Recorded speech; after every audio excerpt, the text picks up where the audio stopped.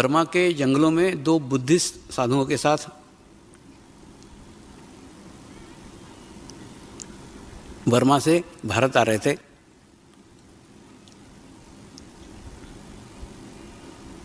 तो शाम होने को थी और कोई तो भी सहारा चाहिए था, कहीं तो भी रात को रुकने की इच्छा थी, कोई ऐसा जगह ढूंढा जाए यहाँ रात को रुका जाए।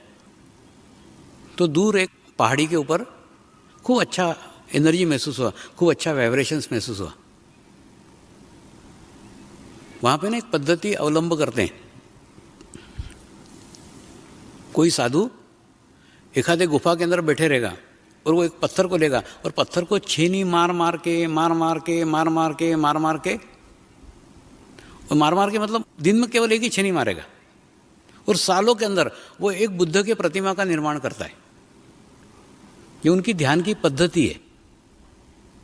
दूसरा, आप कल्पना करो ना, वो कोई शिल्पकार नहीं है, वो साधु शिल्पकार नहीं है, तो कैसी मूर्ति बनाएगा? मतलब कोई सुंदर गौतम बुद्ध की प्रतिमा बनाएगा ऐसा नहीं, लेकिन एक बनाता है वो।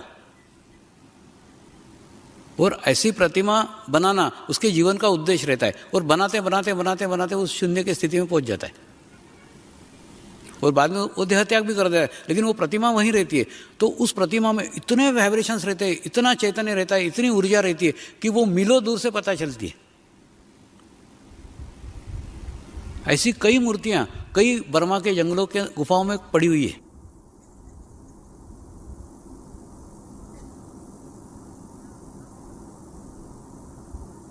तो हमको लगा शायद ऐसी कोई मूर्ति उस पहाड़ी के ऊपर होगी जिस पहाड़ी में से चैतन्य महसूस हो रहा था।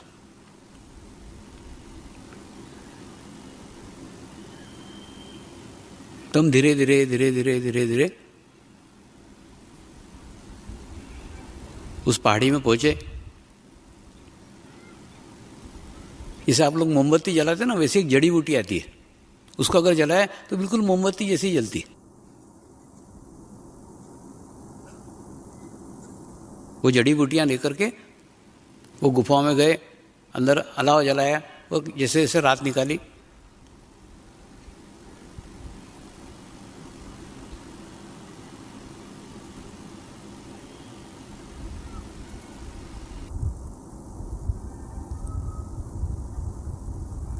और अंदर सवेरे के देखा तो एक गुफा के भाग में से खूब प्रकाश आ रहा था, खूब लाइट आ रहा था।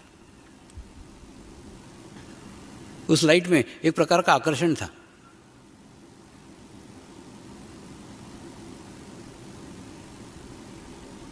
तो अंदर गए, देखा तो दो बुद्धिस्ट साधु ध्यान करते हुए बैठे थे।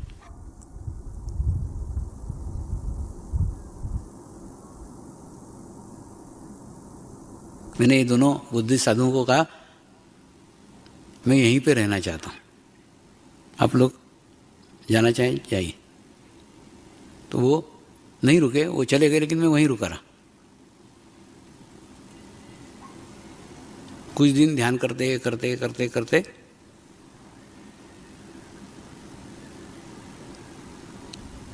उनके वाइब्रेशंस के फ्रीक्वेंसी के साथ जैसी फ्रीक्वेंसी मैच हुई,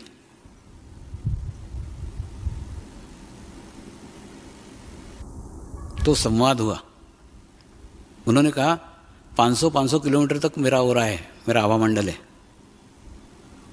और हमारी इच्छा के बगैर यहाँ कोई अंदर नहीं आ सकता। तुमको भी हमने अंदर बुलाया है। तो मैंने नमस्कार किया कि आपने जिस इच्छा से मुझे बुलाया है उसके लिए अपने आप को प्रस्तुत कर रहा हूँ, आप जो आज्ञा दें उसका पालन करूँगा। तो उन्होंने बताया 800 साल से हम यहाँ पे ध्यान कर रहे हैं, मेडिटेशंस कर रहे हैं, और हमारे गुरु इस धरती पे अवतरित होना चाहते हैं, लेकिन उनको अच्छे माँ बाप नहीं मिल रहे, उपयुक्त माँ बाप नहीं मिल रहे। तो हमारी इच्छा है तुम समाज में जाओ और अच्छे माँ बाप का निर्माण करो।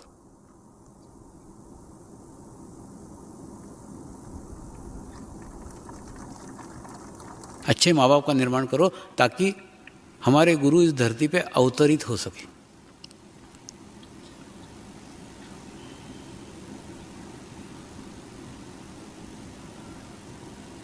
उन्होंने दिए हुए कार्य को मैंने अपने जीवन का मिशन बना दिया और पूरा जीवन इसी कार्य को समर्पित कर दिया।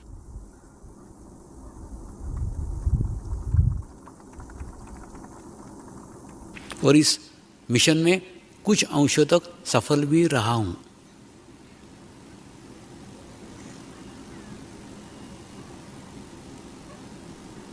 मेरे गुरुओं के गुरु जन्म भी ले चुके हैं, लेकिन अभी छोटे छोटे हैं, नन्हे हैं। अभी उन्हीं की देखरेख की, उनको ही संभालने की आवश्यकता है। लेकिन भारत का भविष्य उज्जवल है, क्योंकि वो अगुवाई करेंगे बाद में उसकी। मैं तो किसी और के लिए रास्ता बना रहा हूँ। मेरे जीवन का उद्देश्य एक ही है, किसी के लिए रास्ता बनाना, मार्ग बनाना। देखो, मैं आपको थोड़ा अंतर समझाता हूँ। आमंत्रित बच्चे और अतिथि बच्चे, ये दो में जमीन आसमान का अंतर है।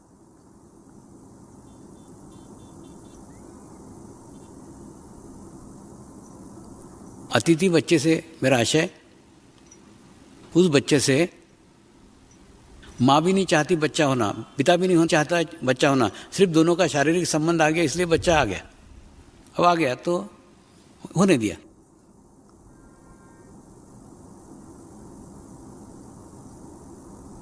ऐसे अतिथि बच्चे और आमंत्रित बच्चे यानी माँ भी अच्छा ध्यान करे, माँ भी अच्छा मेडिटेशंस करे, अपना अच्छा आभा मंडल बनाए, अच्छा ओरा बनाए। बाप भी ध्यान करे, बाप भी मेडिटेशंस करे, बाप भी अपना आभा मंडल बनाए, अपना ओरा बनाए। और दोनों ध्यान की उच्च अवस्था में जाके इच्छा करे कि मेरे घर किसी गुरु का आगमन होना चाहिए।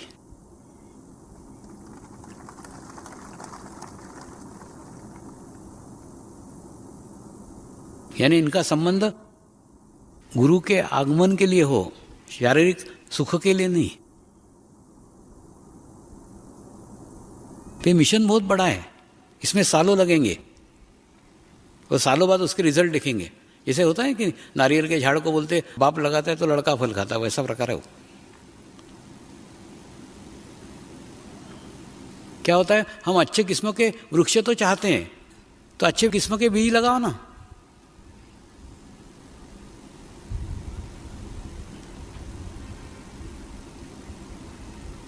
गुरु माँ ने घर पे लेब्राडोर कुत्ते पाले, और जब वो कुत्ते के पिल्ले लाए ना, तो उसके साथ ये बड़े बड़े सर्टिफिकेट, इसका बाप कौन था, इसका दादा कौन था, उसका परदादा कौन था। अरे बाप रे, इसकी माँ कौन थी, उसकी नानी कौन थी, परनानी कौन थी। उन्हें कुत्तों की भी नस्ल देख रहे हैं, उसका खानदान देख रहे हैं, कितने शुद्ध है उसके बाप, उसके दादा, उसके अरे राम राम राम।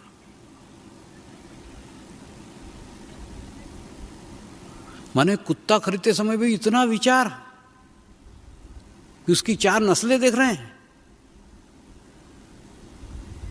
तो बच्चा को पैदा करते समय ये नहीं सोचते क्या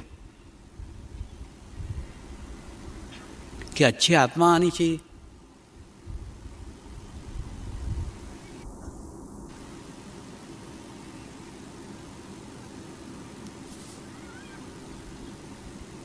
अच्छी आत्मा आने के लिए अच्छे माँ बाप का निर्माण करना अत्यंत आवश्यक है।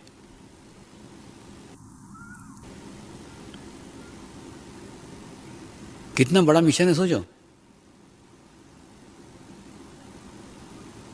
पहले अच्छे माँ बाप का निर्माण करो, फिर वो अच्छे माँ बाप की शादी करो, फिर शादी के बाद में फिर वो बच्चे के लिए वो प्रार्थना करें।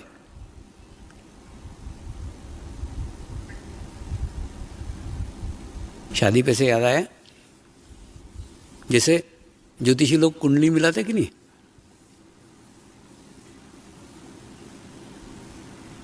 वैसे हम लोग चक्र और नाड़ियां देखते। यानी 2 समदोष वालों के शादी नहीं करने देते, क्योंकि 2 समदोष वाले एकत्र हो गए तो क्या होगा, 1 और 1 11, उनके दोनों के दोष खूब बढ़ जाएंगे।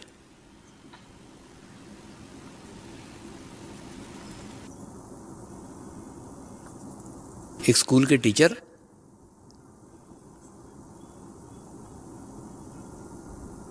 एक बार एक लड़की का फोटो लेके आए, स्वामी जी इससे मेरी शादी शायद ठहर रही, इसे करूं क्या? इनके करने को तो हर्ज नहीं, लेकिन तुम्हारा भी हार्ट चक्र पकड़ा हुआ है, इसका भी हार्ट चक्र पकड़ा हुआ है, शादी हो गई तो 1 और 1 11 प्रॉब्लम खड़े हो जाएंगे, टेंशन आ जाएगा। सोच लो। बाद में कुछ दिन बाद फिर उनकी शादी उसी लड़की के साथ हुई। बोले क्या करूं, वो घर वालों ने दबाव डाला, ऐसा हुआ। बाद में कुछ दिन बाद फिर वो लड़की को भी लेके घर पे मिलने आए। स्वामी जी आपने बोला था ना, वैसे ही है अभी, एकदम वही स्थिति है जो आपने बताई थी, अब क्या करूं? मैंने बोला अब झेल, अब क्या कर सकता है।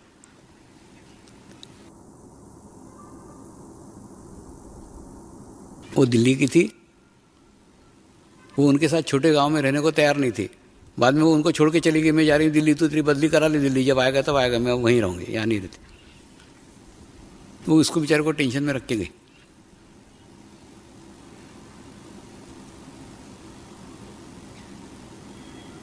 दूसरा क्या रहता है प्रकार, अगर दोनों चंद्र नाड़ी वाले रहे और उनकी अगर शादी हुई तो कोई भी प्रॉब्लम आई, कोई भी समस्या आई तो दोनों रोने बैठ जाएंगे एक साथ। मराठी में बोलते हैं भोकांडा पसरून बसले तसं, वैसे दोनों बैठेंगे। और दोनों राइट साइड रहे तो क्या होगा, दिन भर घर में महाभारत ही चलती रहेगी। तो इसलिए एक लेफ्ट साइड एक राइट साइड, ऐसा बैलेंस करना पड़ता है, संतुलन करना पड़ता है। तो दूसरा, दो दोष वालों की एकत्र शादी नहीं होने देते। एक का ये दोष, एक का ये दोष, दोनों मिलकर के कार्य कर सकते।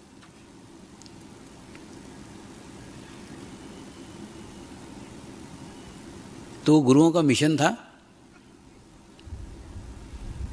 कि उनको उनके गुरुओं का आगमन करना था, उनके गुरुओं को बुलाना था।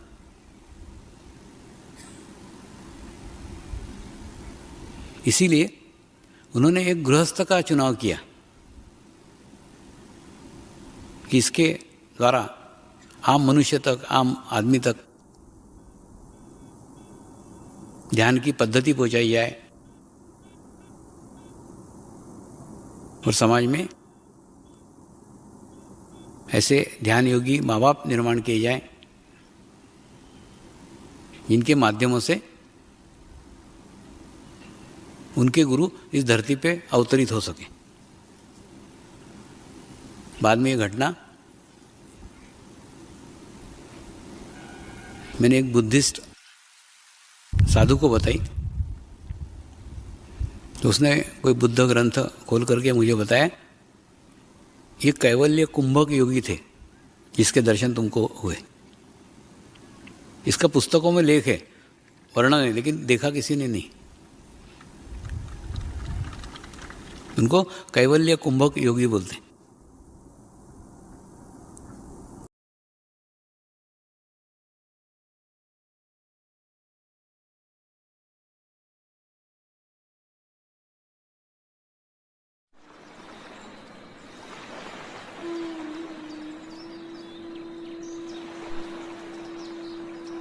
गुरुर्ब्रह्मा गुरुर्विष्णु गुरुर्देवो महेश्वरा गुरुर्साक्षात् परब्रह्म तस्मै श्री गुरुवे नमः।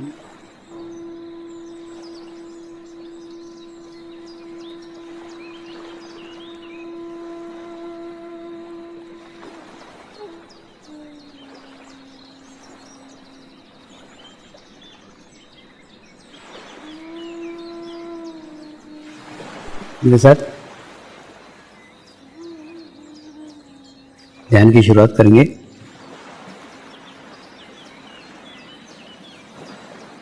मैं एक पवित्र आत्मा हूँ, मैं एक शुद्ध आत्मा हूँ, मैं एक पवित्र आत्मा हूँ, मैं एक शुद्ध आत्मा हूँ, मैं एक पवित्र आत्मा हूँ, मैं एक शुद्ध आत्मा हूं। गुरु मंत्र का उच्चारण करेंगे।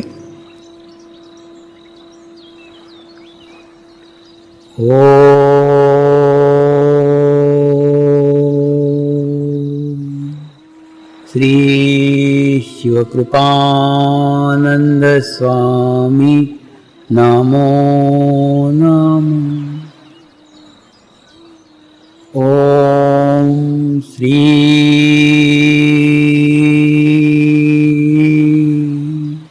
शिवकृपानंद स्वामी नमो नमः। ओम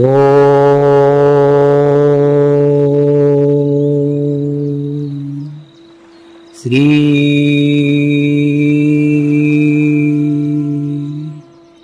शिवकृपानंद स्वामी नमो नमः। ओम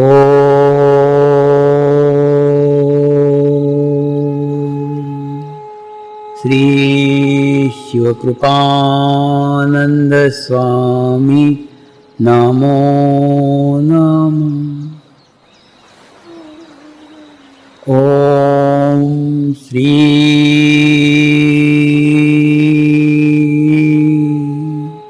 शिवकृपानंद स्वामी नमो नमः।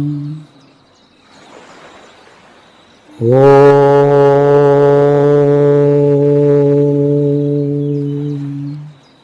श्री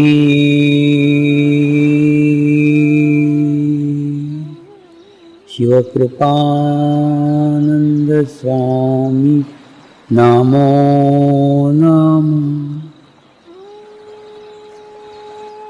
ओम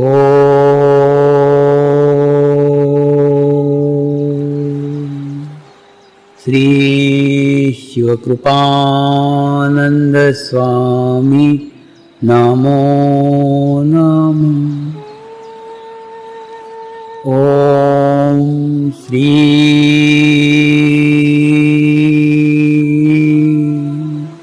शिवकृपानंद स्वामी नमो नमः। ओम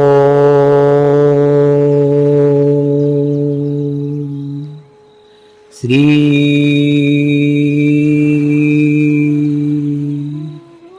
शिवकृपानंद स्वामी नमो नमः। अपने चित्त को तालुआ को रख के ध्यान दें।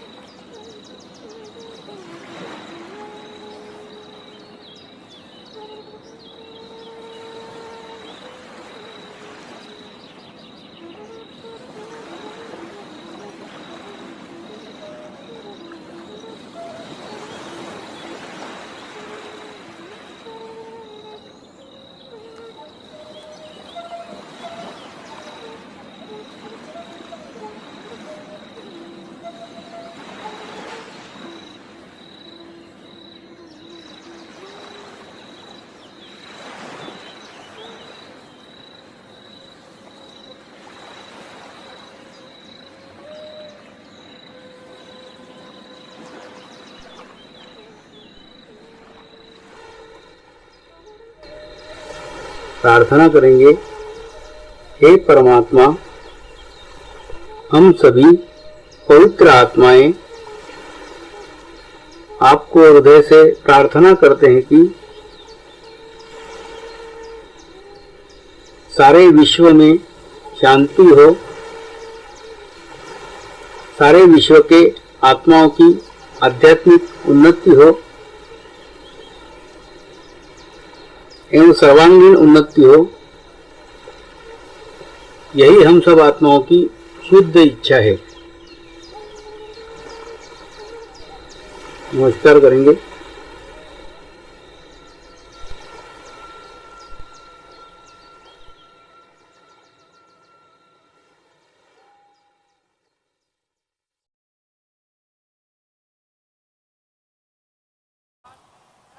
शांति पाठ करेंगे।